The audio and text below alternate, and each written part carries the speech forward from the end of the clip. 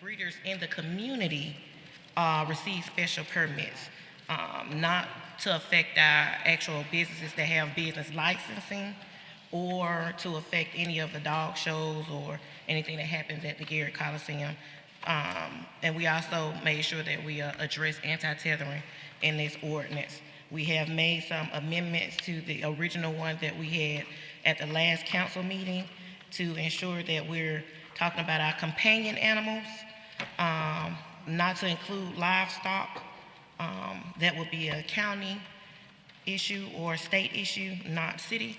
And we made sure that we didn't affect any game exhibition or contest. At this time, we're under the amendments that we have from meetings and the ad hoc committee with these adjustments to this ordinance. And hopefully we pass it today. Okay, all right. Good deal. The second item on the agenda is the review of Aurora Lounge on Atlanta Highway. Mr. Grimes is not going to be with us today. Carry it over. We'll have to carry it over. He asked you to carry it over, okay? Item number 3, Mr. Calhoun's not here yet. He wants to talk about that. We'll let him talk about that when he gets here.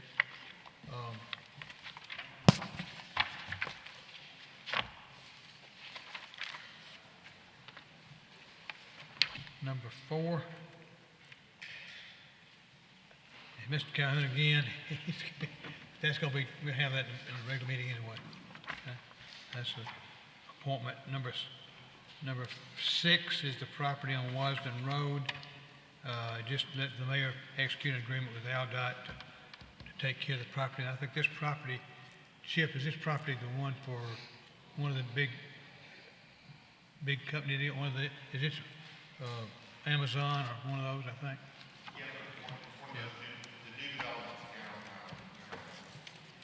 Got your mic over? Yep. It's the FedEx facility industrial access grant. So Okay, it's that's what it is. 100% funded. ALDOT just need us to pass it through. Okay, good deal. All right.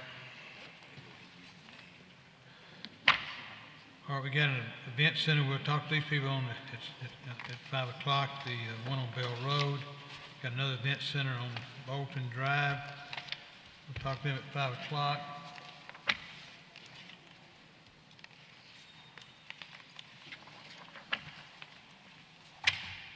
Number 9, application for liquor license for Chuck's Fish, Montgomery, doing business Chuck's Fish on Woodley Road. We'll have a public hearing on that at 5 o'clock. Is that, I think that's Mr. Calhoun's district too, isn't it? See, she got to get here. Here it is, okay. All right, and then the Yellowhammer Bristow, I see that this is in Mr. Pruitt's district. This is a liquor license for them. We'll handle that at 5 o'clock also.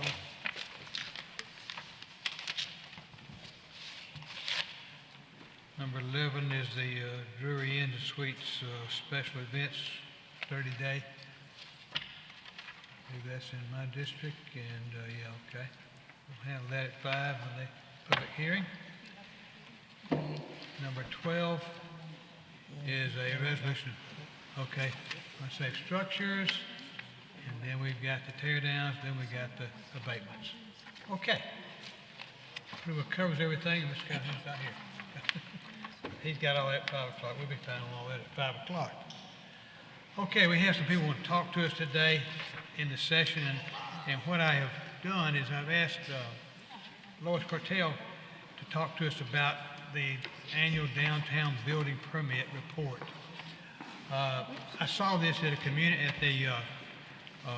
meeting of the Commercial Realtors Association the other day, and I thought it'd be interesting to the council to know about this.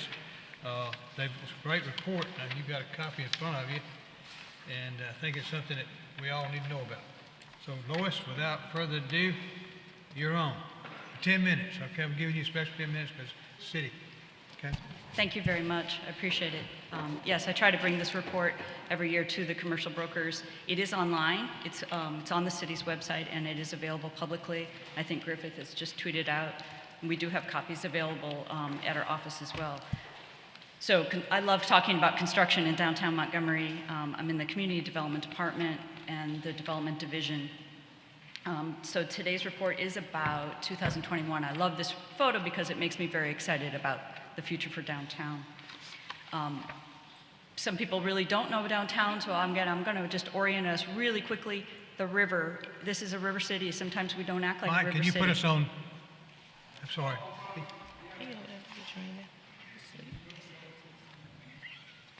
I'm sorry, Lois, for that. No, it's all right. We're I having to apologize. crane our necks to see what you're doing.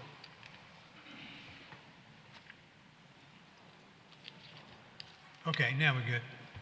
All right, go ahead, Lois, thank you. I use this just to look above because you can really see the impact of the river on downtown. And so the area I'm talking about for viewers is the river, I-65, I-85, and then you can really see physically from above what they call a cut. This is that abandoned rail line. But that's, as I started looking at data, excuse, Michael? Well, Mike, go ahead. Next item. Okay. There we go. We needed to have something consistent that we could replicate every year. And so I worked with Director Holt's team in GIS, and we created a polygon. Using the geographic information system, we can create a polygon so that we can run the same reports year over year and look at data and look at changes. So the blue area, which I've now oriented you, that's what this report is. This is the downtown study area from way back in 2007, that study area plan. So again, we have the cut, the I-65, I-85. When I first started here in Montgomery, working with the city in 2013, we were still talking about early downtown catalysts. Things like this kept coming up, and we were really talking about these public major catalytic investments that were critical in the 1990s and 2000s in getting downtown going again. But by that point, it's like, okay, what next? What's the private sector? What are we seeing? So where are we today? So that's where I started running this report. As soon as we started having open data in 2018, publicly available information. So I just roll up that report so it's easy for business owners, bankers, others to see that data in a folded up way. Last year in downtown, in that blue study area, we had $27,250,531 in estimated construction value in pulled building permits. So Mr. Tate, his team, they're very good. They put the data in and they track it. This is every time you pull a building permit, you say what that estimated construction value is. So every single report has that line. I can then use that polygon and roll up the number. That's how we got that number. In 2021, we had more than 27 million. That's an important number because that polygon that I showed you, this is a little wonky, that's why I'm gonna go slow. I know I have 9 minutes. That polygon represents 1% of the city. It's 1.69 miles downtown. But we still have 11% of the construction value for the city in that same period. So it's a big number. It speaks to the importance of downtown.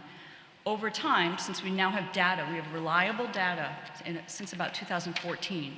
I would say it's not fully reliable before then in the building permits. In that time, we had more than 271 million downtown, which is about 15%. So it's actually a little higher percent on average of the city. So downtown's impact on the city is pretty significant. And here's just a summary chart so it can show what I've been saying. The land base in square miles of downtown is 1.69 miles. That's about 1% of the city. At the same time, in 2021, downtown had more than 11% of the construction value through building permits. And across the whole period of study, a little more than 15%.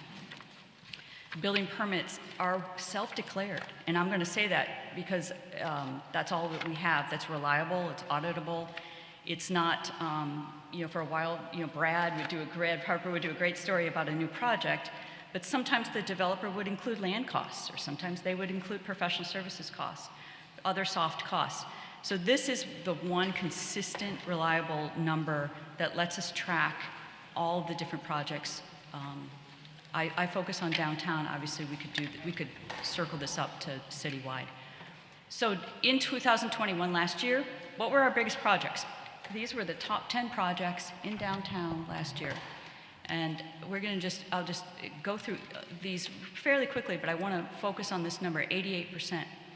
The top 10 projects in downtown, the largest projects by permit value, were more than 88% of the whole of downtown. That's a pretty big number, and that is, since I have been doing this consistently over a few years now, we had higher dependence on these big numbers than in past years. Usually it's been, we've had 70%, maybe 80%, but 88 is pretty high to be dependent on those 10 projects. So what's in those 10 projects? So very quickly, there are 3 projects that are RSA projects, and they call themselves office alterations. So that's about $12 million there within that 24 million of the large projects. The second project is a fire damage repair, and this one really stood out to me because it's not, and it actually caused me to step back and say, should I even include this? But for the permit, I'm trying not to put any judgment on these numbers. They're just straight, these are the numbers that come out of the system. So this was, the second largest was not necessarily an investment, as we would usually consider it. It was fire damage repair in a single permit around the First Baptist Church. Two of the top 10 are parking deck alterations, not new parking decks, alterations.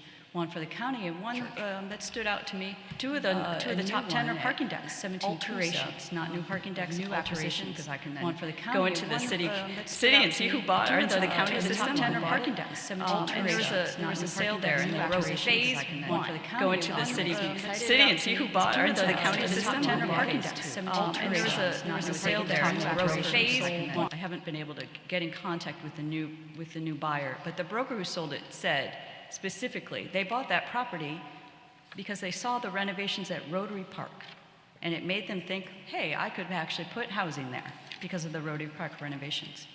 So that made me happy.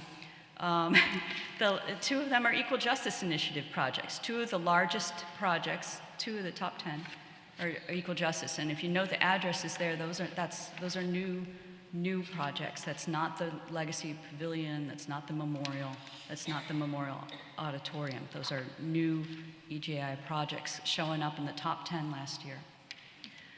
Number 6 and 10, I do want to just flag because they sort of made me think again about the importance of looking at the numbers. We can take this high level, 27 million last year, that's the soundbite.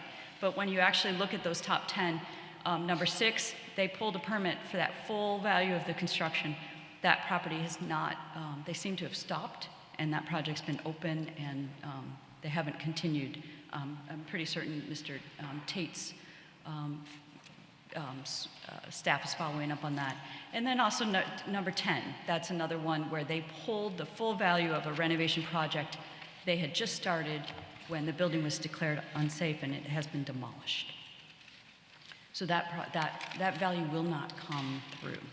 So that is something I just want to flag when you look at these numbers. No, this is what people have estimated their construction when they pull their permit.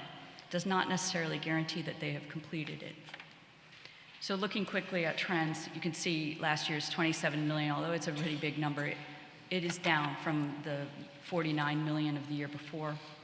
Last year's number, the 49 million downtown, we had some big projects like the EJI 400 North Perry. We had the City Fed, it's 36 Commerce. We had the Autograph Hotel renovation going on. So there were some big, solid private numbers there. So we definitely have gone down, and now you understand what's in that 27. But over time, it's a fairly consistent when we look at projects. And the number of permits has actually gone up. And I do look at the straight number of permits. Again, when building permits, when they issue a permit, there's a large number that are $0. In fact, in this, the 134, there's 73 of those are $0 permits because they get assigned a permit when you go to apply for a certificate of occupancy. But so that's also a good indicator, that number of permits, even if it's 0 value, that people are getting certificate of occupancies for new businesses. Because many projects are multi-year, here the largest projects are over the year.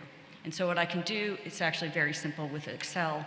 we can see when properties come up multiple times, and I've summed them up. So these are the largest projects during the recent year, and again, they're about 75% of downtown are these large projects, with Columbus Square being the number one project, $24 million, a pretty large investment, and EJI, again, I am wrapping up because it's the same address, both of those.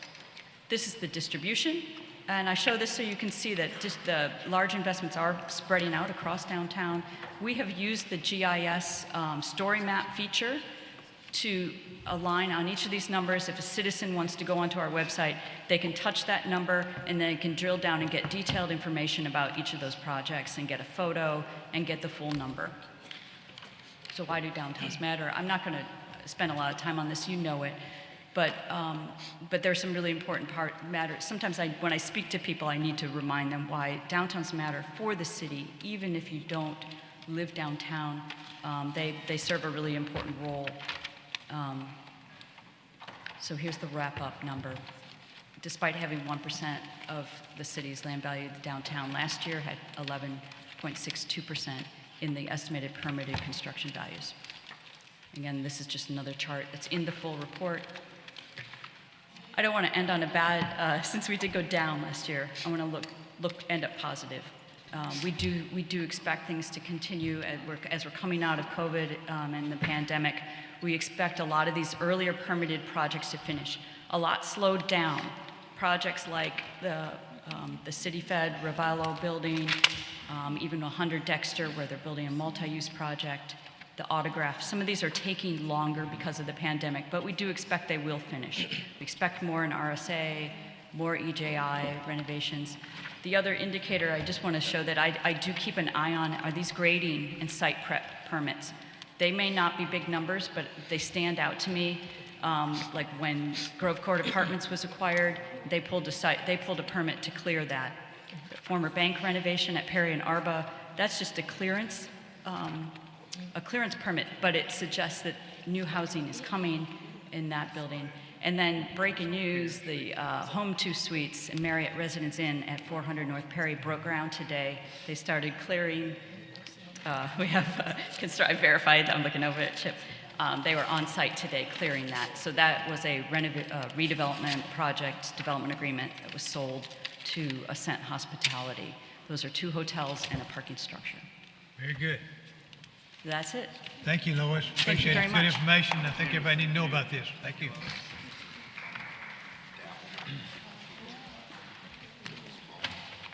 Okay. Monique Davis, are you here? You have 3 minutes, please, ma'am. 3 minutes. Good evening. My name is Monique Davis, and I am the founder of the Jamari Terrell Williams Foundation. We are a nonprofit 501c3. First of all, I just want to thank you all for allowing me to come today and speak on behalf of the foundation and the event that we have coming up on May 21st. As we know, our youth is our future.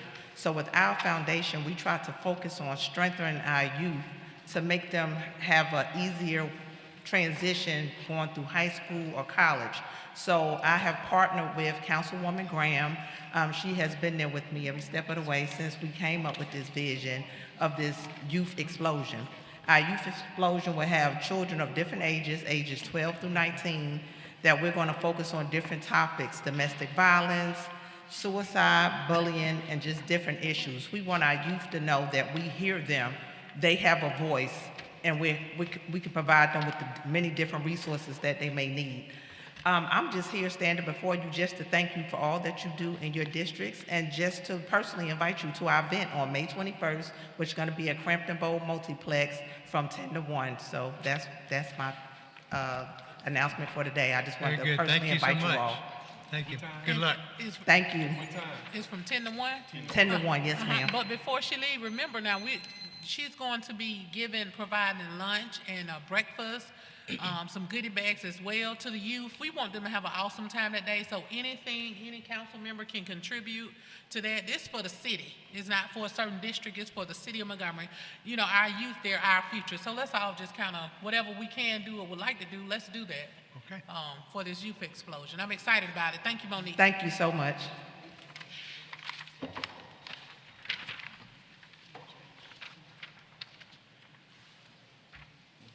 Fred Williams. Fred, you got 3 minutes?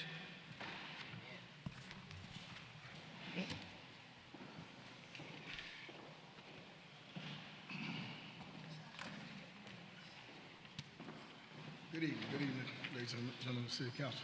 I just want to introduce you to the founders of the Safe Youth Camp Coordinators Initiative. These are the NFL players, Mr. Smokey Hodges, Mr. Eugene Thomas, and Mr. Andre Bruce. They're going to tell you a little bit about the camp that we have. I'm sorry. They want to tell you a little bit about the camp we have coming up at Crampton Bowl on June 10th through the 12th. It's a full youth camp, NFL, but it includes a lot of educational things that we're going to be giving them, everything from teaching about social media and staying away from the negative pitfalls of life, the whole 9 yards. I've spoken with everybody here regarding that individually, and we did just want to speak with you all about the camp and try to get more support for the camp. Okay. Fred, who is that masked man? To your left, my right? The guy, Sir? yeah, who is the masked man? That's Mr. Andre Bruce. Oh, I thought that was Tonto. We know the history of Mr. Bruce, #1 draft pick overall from the city of Montgomery. They went to Auburn University. My good friend.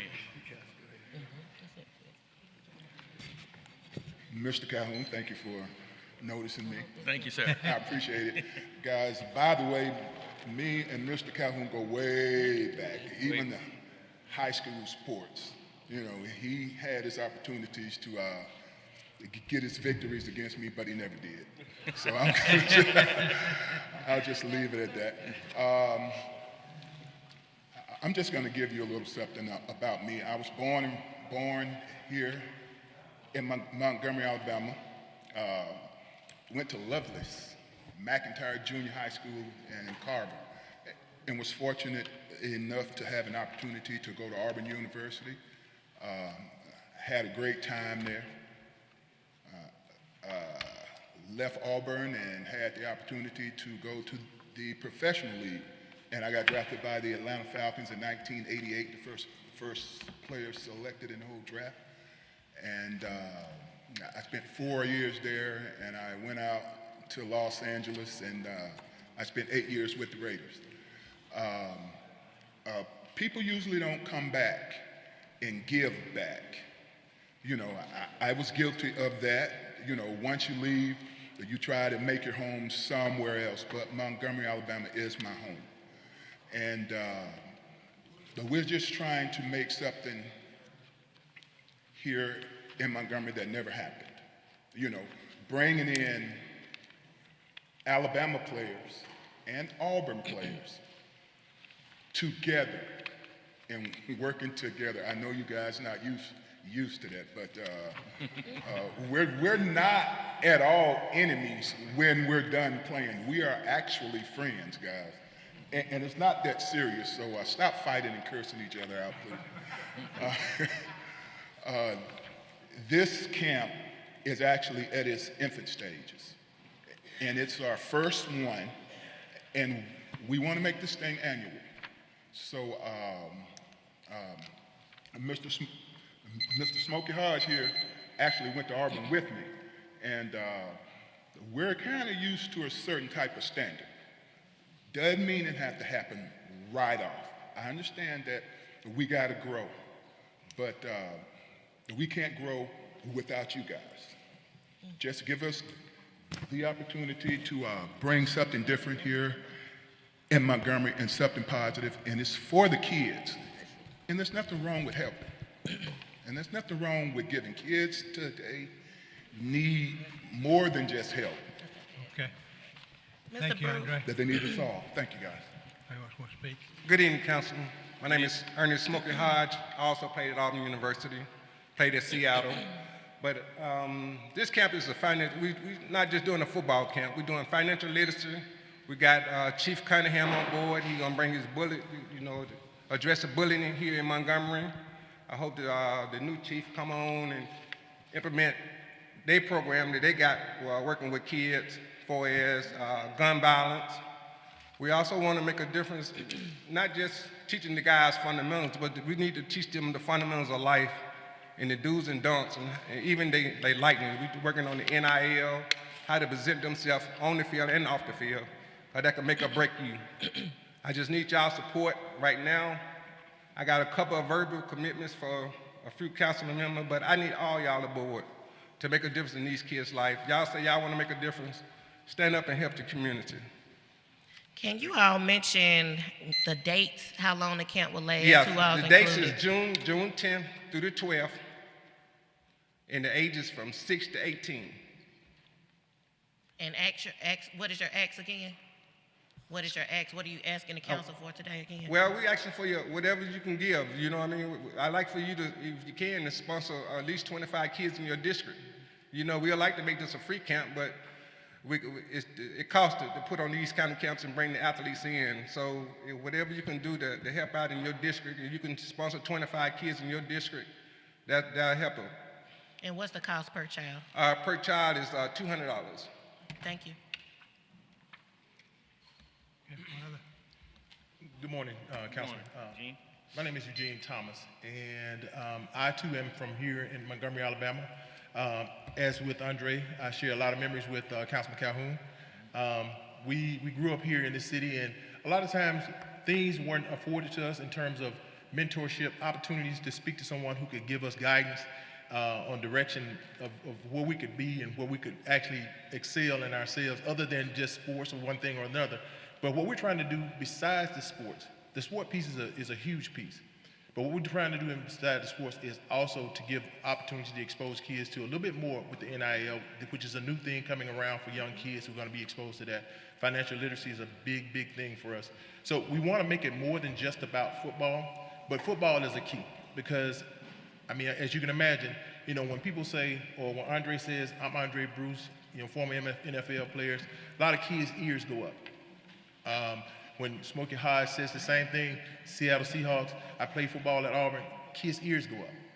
Those voices are very important in the community, you know. So at this time, it is stating time of where our youth are, needing a little bit more guidance, a little bit more direction and mentorship, as well as a networking opportunity to meet some of these players who have gone from the highest rank of professional success to now working in the business, you know, private business owner with Andre and Smoke.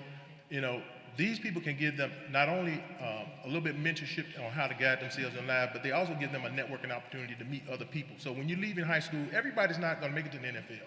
Everybody's not going to make it to Auburn. But everybody needs an opportunity. Everybody needs a chance, and everybody needs a voice that they can hear, because that, I think, is going to contribute. That contributes to, you know, why we're lost. Some of our kids are lost. So we appreciate your time, and as we said, we thank you guys for whatever you can do for us to help us get this inaugural event kicked off. Okay, I think everybody will. Thank you. Mr. President, Yes, sir. let me make one record straight what Mr. Bruce stated. He was undefeated in basketball. I was undefeated on the football field against his team. We just wanted to get that straight. Thank you. Thank you all. Thank y'all. Thanks, man. Okay, that's my child. Charlie?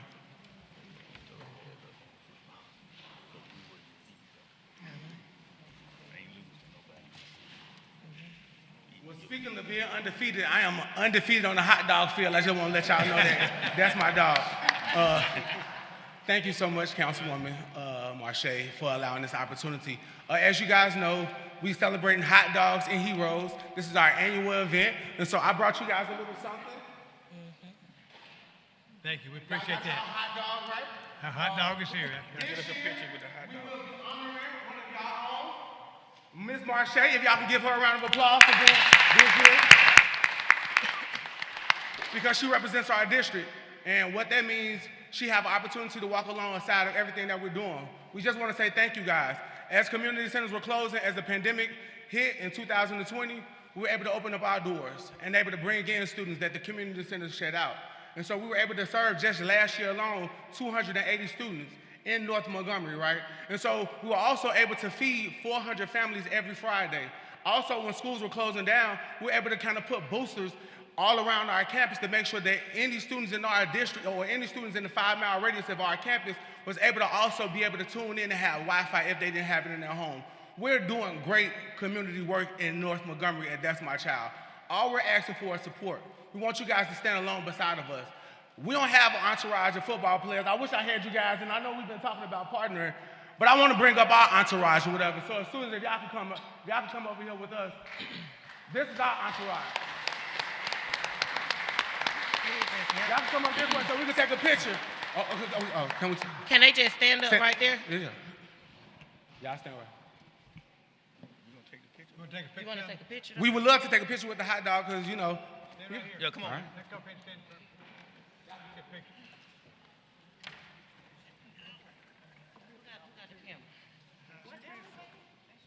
Our lady's got the camera. You got a camera, lady.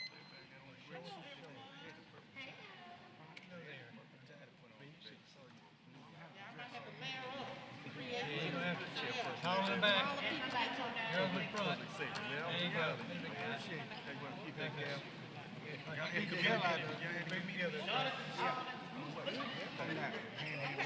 Bring them in. Hey, I got an idea. We can leave them very cool, but it only realized from the hours of 7 p.m. to 6 a.m. Come on in.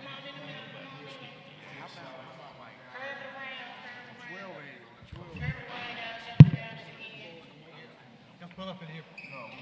Can you get it? You got to get them together. You got it? Okay, all right.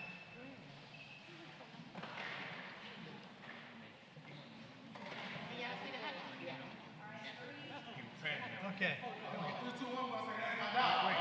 Mr. Charles. Oh, you got another hot dog in your hand? Okay.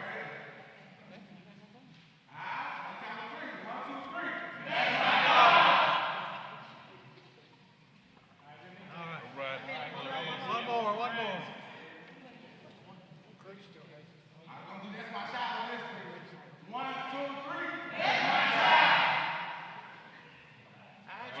Great job. Thank you. Great job.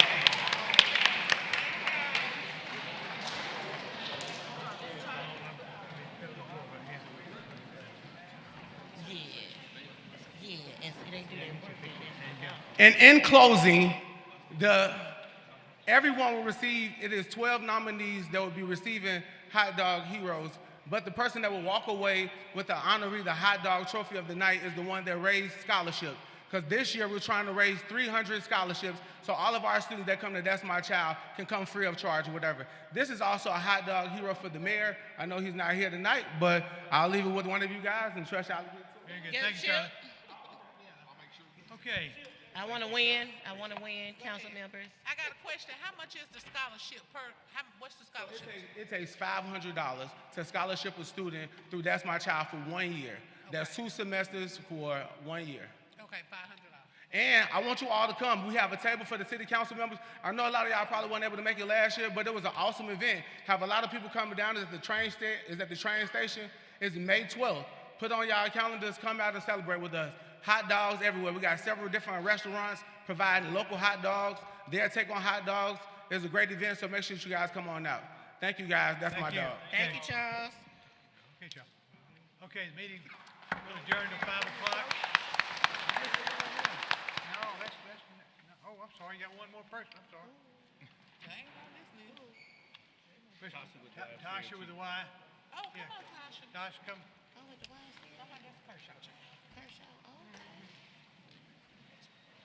Good evening, everyone. I'm Natasha Foster with the YMCA of Greater Montgomery Achievers Program. And so today I want to we've had some great stories about our youth and serving our community, and the Y Achievers Program does exactly that.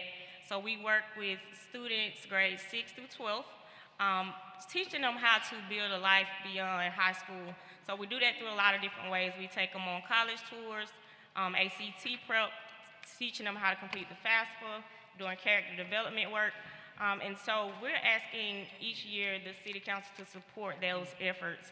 100% graduation rate from our program. 100% of our students go off to college or the military. So, I mean, we're doing some great work, just like a lot of these organizations here today. And so I wanted to bring one of our students and their parents to see how this is just not affecting the child, it's affecting the family. So I'm gonna let her introduce herself and then the parent. Hi, my name is Kiana Davis, and I attend Park Carson High School. Hi, I'm Regina Board, I'm her mother. Back in October, I was watching the news, and they had the requirements of a program for the YMCA. And I was like, okay, for teens, I think my daughter would be interested. So I called the YMCA, they gave me the information. The next day, we went to the interest meeting. From then on, she's met judges. She's had a chance to go do volunteer work with Ms. Tasha. She's going to DC.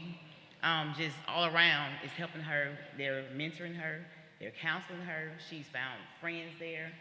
It's just total love. And when I was younger, I didn't have the chance to go to the YMCA, but I did do 4-H.